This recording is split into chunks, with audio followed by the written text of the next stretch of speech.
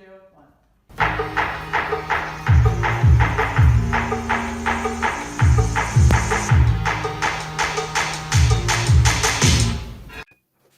Oh, hey, welcome everybody.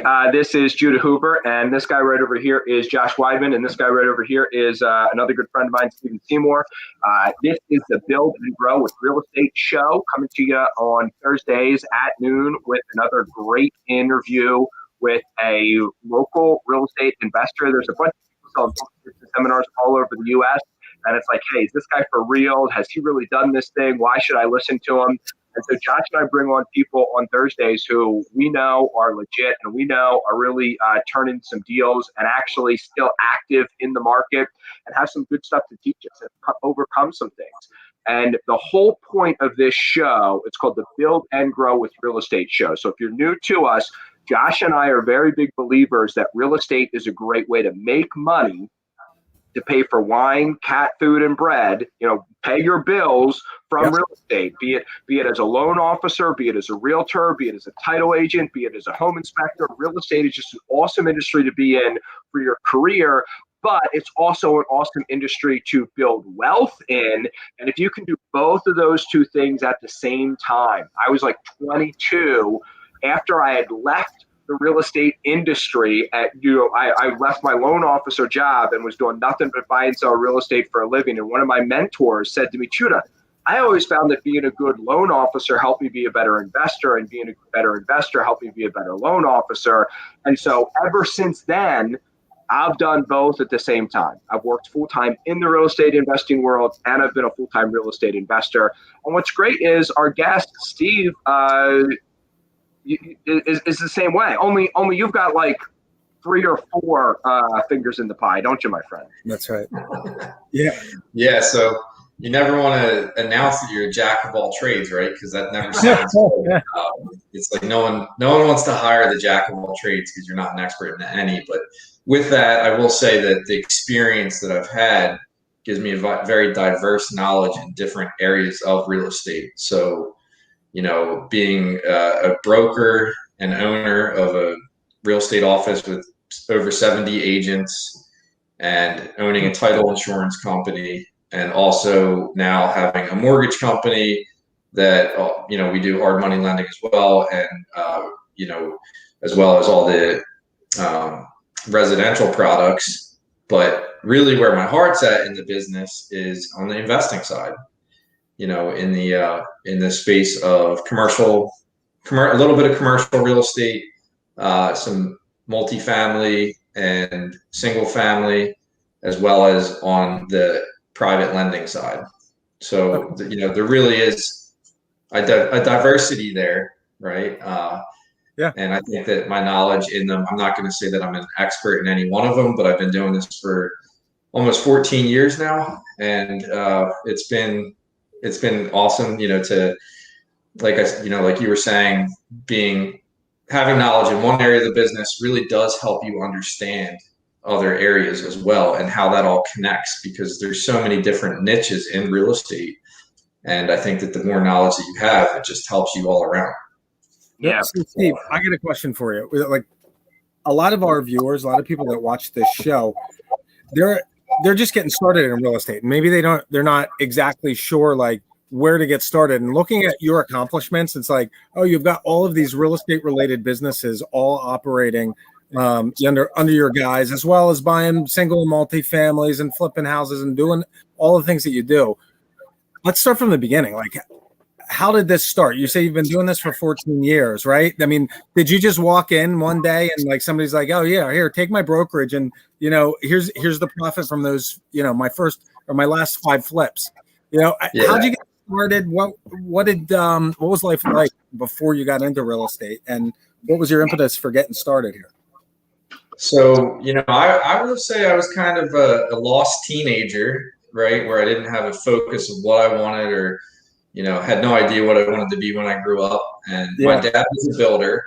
He was actually very much a hands-on builder, physically swinging the hammer, putting floors down, cabinets in. So I was exposed to real estate initially with him by being on the job site. I was shooting a nail gun when I was, he has a picture of me shooting a nail gun when I was 4 years old. So was that smart? Probably not. But, I think I got exposed to housing first through my dad. And he always told me, he said, man, I just wish I would have, kept a few of these houses that I built. I wish I would have kept a few more rentals.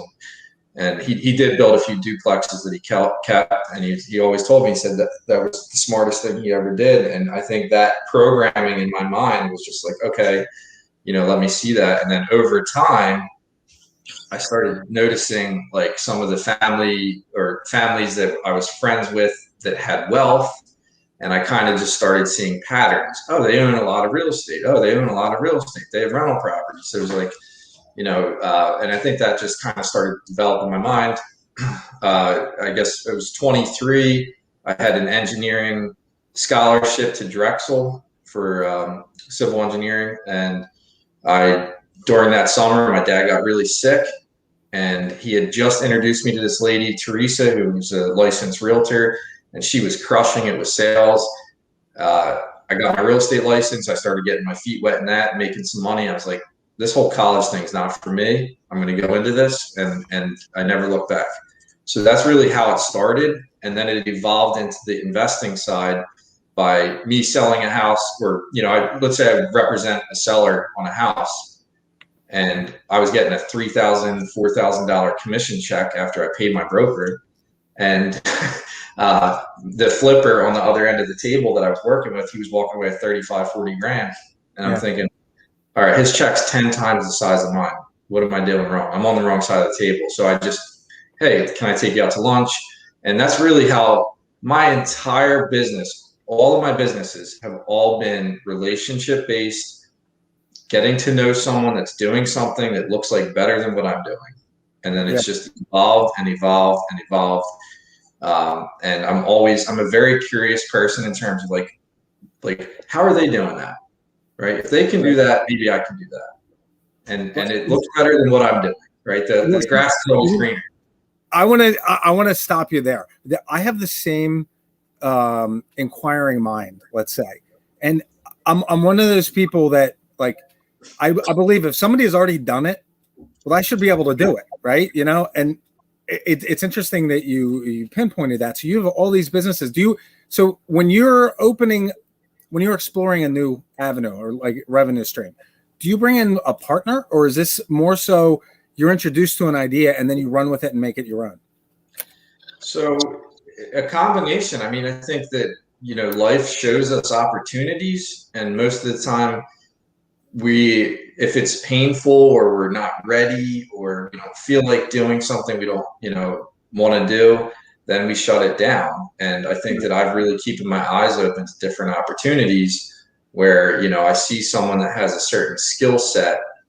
Like to me, it's all people, right seats.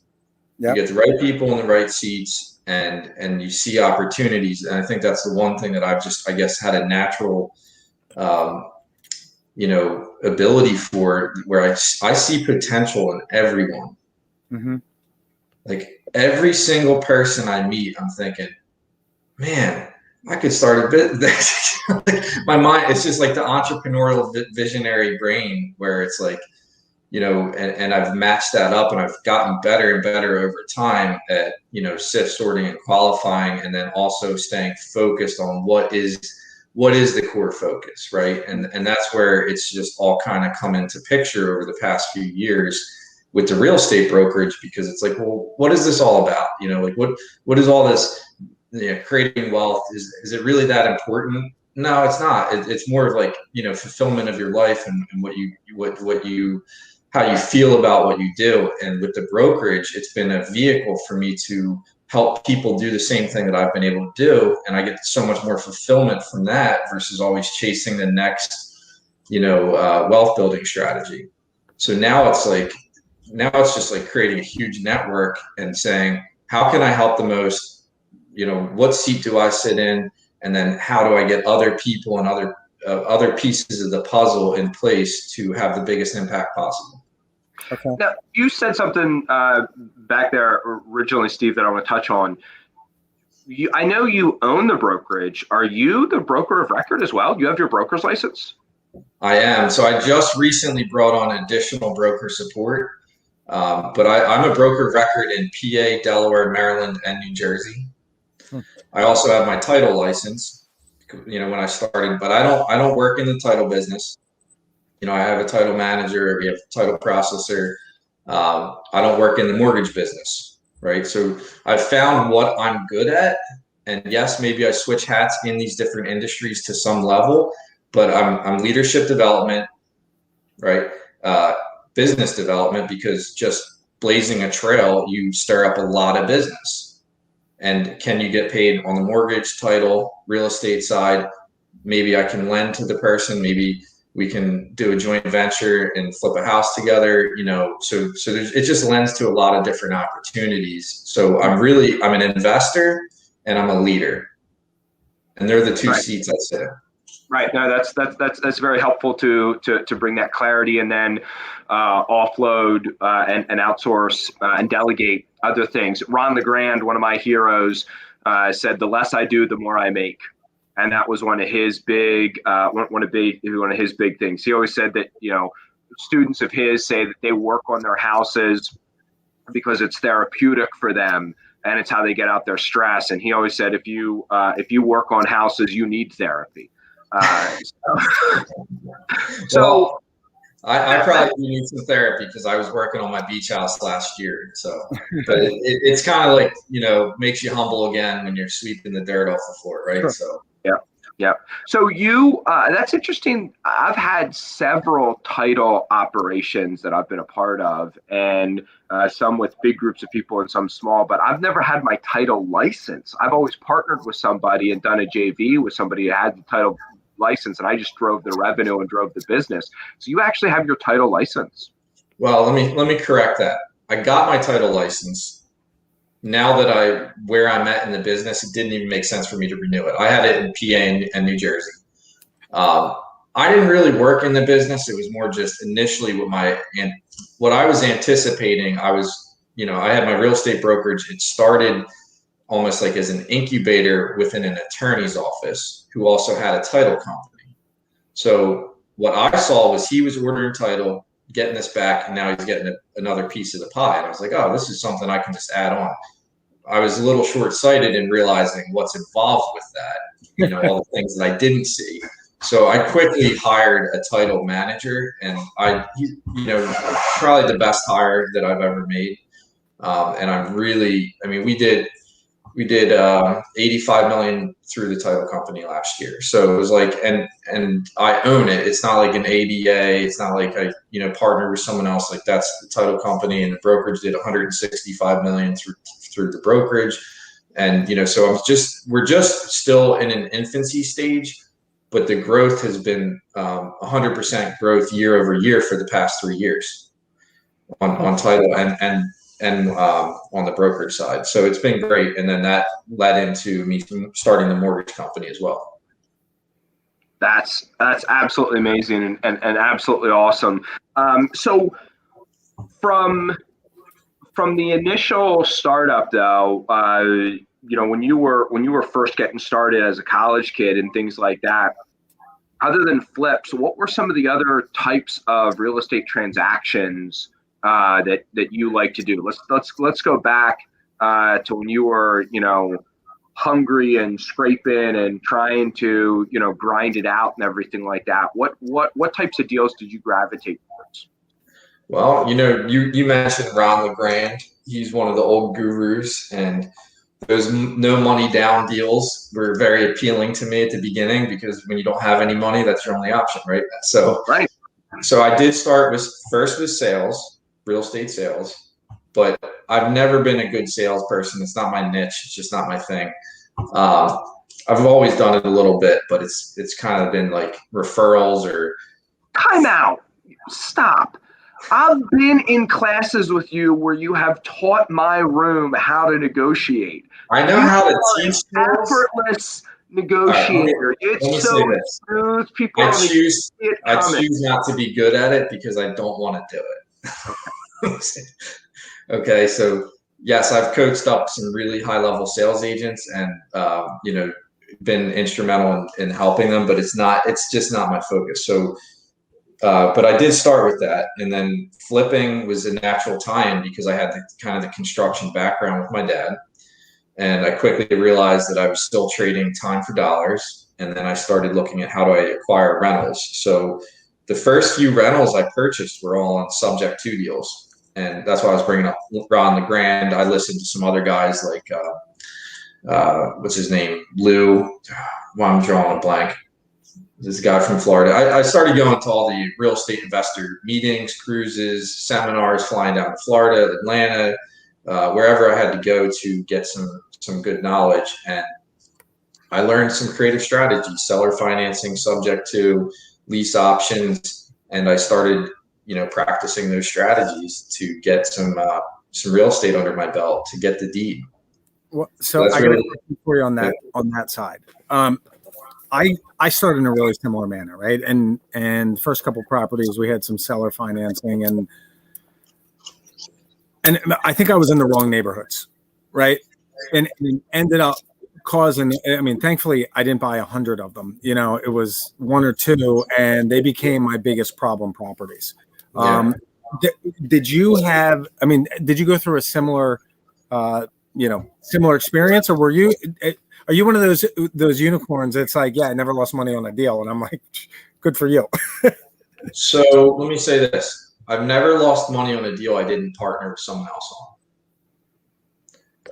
The only deals I've lost were when I partnered and I've taken my finger off the pulse, because I learned some good strategies right from the beginning. You buy it, if you understand the numbers and you have a good idea of the market. I definitely had deals that the margins were so thin it wasn't worth all the effort. Right. But I mean, I think the most I lost on a flip was, probably $56,000 on one flip. So that hurt, but it was a partnership, so I didn't eat all of that expense either. Only 28,000. Only 28,400. Yeah. So I didn't really pay attention to the comps. I kind of was trusting in someone else, and I just took my finger off the pulse. But I did make some mistakes in the sense that I was very focused on buying just in the low end because that's all I felt that I could get into. Yep. So I would say my first maybe 13 properties, I don't own any of them anymore, right? Mm-hmm. And I eventually just kind of traded them up. I got a question for you now. When your first couple properties, were these flips or were they more like you were thinking rentals long term? I was thinking rentals, but okay. some of them it would be like, okay, well, let me say this, so I was flipping. I knew which were my flips, and they were maybe in a little bit better neighborhoods. But then when I started buying the rentals, my first rental was in Chester. And it quickly became. Did they give it to you? They gave you the deed, chased you down the street, gave you the deed? Basically, but it still worked out, but it was like I got it in my name. I was like, this isn't working, and I quickly let go of it, and then I was going up a little bit, but still in a pretty low end area, $50,000 houses, and it was just a lot of headache. I went to court, tenants destroying properties, all the typical nightmares. And isn't it interesting? Like in the beginning, you buy the cheap stuff because that's what you can afford, right? But pretty soon you realize the error of your ways, right? And it's like I could have spent a little bit more money on a median home price property. I could have got bank financing, and even if you don't have a lot of money, a lot of times with getting something where you have a much more stable tenant, even though it's going to cost you more, ends up making you money in the end, even though on paper it doesn't look as good as an investment. Absolutely. Yeah, I'm a big believer in buying, just below, median home price. Like if median home price is like class B, and then there's always class D and C. we're D and F. I really like at least starting at class C or class B properties where you're not going to just have those degenerates for tenants who, I remember one time just rehabbing and turning over a property and then moving somebody in, and 3 months later having to evict them and it's totally destroyed. And I'm looking like 6 months later having to totally redo this property again. And I'm like, geez, I got into this for no money down because I had very little money, and now I'm putting all this money back into it. And so I always advise people buy, in this area anyway, I'm sure it might be different in other places, but like buy those plain, boring townhomes. 3-bed, 1.5 bath, 1-car attached garage in pretty good neighborhoods, and kind of like whatever a starter house is. Whatever that looks like, whatever that young couple is going to buy as kind of their first house, they make great rentals, and who's going to be renting them are good quality individuals, and you don't cash flow as much as if you're dealing in the ghetto and the war zones, but you do better. So yeah, I agree with it. I mean, I think I've just seen it time and time again. And now there's landlords that kill it in the low end markets, right, but they run a big machine. It's more of a business versus an investment, and the quality of that cash flow is really based upon their ability to efficiently manage. And it's very much a boots on the street type of business that you can have great systems, but if you don't have the right people, out on the streets, like maintenance repairs, because maintenance and repairs will kill you on those low end properties, the turnover cost, the vacancy, all that. So it's just, I mean, I don't need to tell you, Judah, you're in the property management business. And yeah, the only way to succeed at that is you're always band-aiding problems, because you can never afford, because the margins actually aren't there. And I'm really scared because listen, I don't think we're coming for a major crash or anything like that, but at some point, D quality properties are going to start performing like D quality properties again. And there's a lot of people over the past 4 years who have bought what I know full well to be D quality properties. And right now, D quality properties are performing like B quality properties. And there's a lot of people who are in for a rude awakening because they do not understand that over a 20-year cycle, you needed to have saved much more of that cash flow over the past 5 years to get you through the next 5 to 7 years, and they just aren't going to have it. Yeah, like so for instance, I have I have 2 vacancies coming up, and the guy's moving out. He said it himself, and I did a walkthrough just because it's like right around the street from my office, and he's like, I think the place looks better now than we moved in 4 years ago. And I was like, I have to agree. He put in a paver patio, like a legitimate paver patio out back, and I was like, yeah, I'll pay for the material cost, and him and his buddies did it. Was that a little risky having tenants work on your property? Probably, but I mean, this guy's a project manager, 800 credit score. He's moving to Colorado because of a job relocation, and that property, I bought that for 110, put like 60 into it. That property's worth 460 or 450 right now.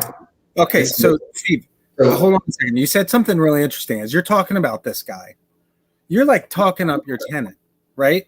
Oh, he's great. I was thinking of a way to hire him. I wanted to start a business with him. That's what I'm saying. He's the kind of guy that you could go and have a beer with and go and talk to, and you probably hang out with him and have some things to get along with. You want to rent to people that that are like you, that especially if you're going to self-manage, especially, right? Right. But not that I recommend that, because I do recommend hire professionals if you're not a professional, right? Yeah. But yeah, it's a good point. You're in it all day, every day. And I've talked with you before about, your portfolio.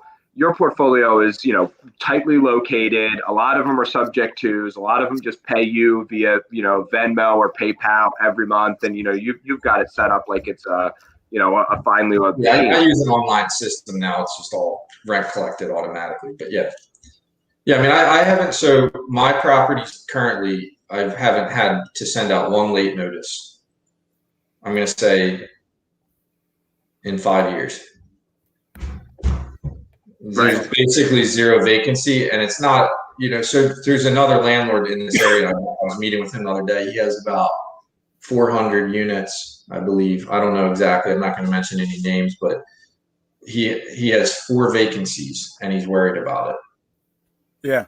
Right. I say vacancies, 2 of them haven't even become vacant. They're just turnovers coming up, so it's just, when you're in a high demand area, it just makes your life easier. I mean, you're in a business So do you want to be in a business where there's an oversupply, right? And you're trying to make it work, or do you want to be in a business where there's an undersupply and you're filling a need and you don't have to work so hard? So it's kind of simple. I absolutely love that. Just go where the people want to be. So you said something rather off the cuff, but I think it's critical. And I know enough about your thought process that I want you to talk about this for about 3 minutes. You said, I was buying $50,000 properties because that's what I thought I was worth, and that's what I thought I could do, and that's what I felt like was kind of where I belonged, was what you were saying without saying it. And then you upped, I can tell without even asking, you kind of upped your mindset, your belief in yourself, and started doing bigger, better deals. Talk about that a little bit. Well, sure. When you don't have any properties, you know, what is the number one thing that comes to most people's heads, like mine, when they think, I want to buy a rental, but I can't afford it.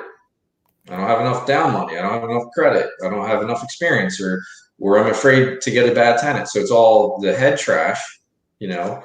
And I think that, you know, we all have a financial blueprint, right? We're kind of born with it in a sense that maybe it's not imprinted on our DNA. It's probably more learned from our programming with our parents and what we believe and the experiences that we have. But we kind of all have a financial blueprint. And it's pretty hard to go past your financial blueprint, because you're inside of a bubble. You can't see what's outside the bubble, you know. And until you start seeing someone else do something and it becomes real for you, that, oh my God, I believe I could do that. I think that's human nature. My son's 2 years old, and it's like the first ways the human starts to learn is by mimicking. Right? Facial expressions, you know, laughing, crying, smiling, laughing.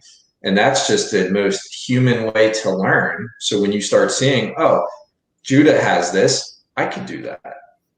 I mean, I think for me, it was just surrounding myself with the right people and saying, this person's not any smarter than me. They don't have anything that I can't have or develop in myself. Right. Why can't I do that? You know, Right. And then it was just raising my financial blueprint and then becoming committed to that and understanding that you know, that old saying about who you surround yourself, you're kind of the sum of that. And it really is true. So what I hear you saying is you stopped doing shitty deals and started doing better deals, not because you then had the money or not because you then had the experience or the know-how, but what changed you from doing these types of deals to these types of deals was you changed your financial blueprint. You changed your mental, you said you got rid of that mental trash was the word you used. So if you can, dear listeners, begin by just starting out at that higher level. Start out doing right deals to begin with. Believe that you are worthy of doing deals that make sense to begin with and finding a way to make that work, as opposed to saying, I've got to start at the bottom with these bad deals because I don't know any better and I'm not really worth any better. Yeah, if you don't step outside your comfort zone, you're going to always have what you exist in. Like you're just going to have more of the same. Right. And to me, it really was just being physically around other people that I like, know, and trust, that were willing to pour in some, you know, information into me and say, hey, they believed in me a little more than I believed myself.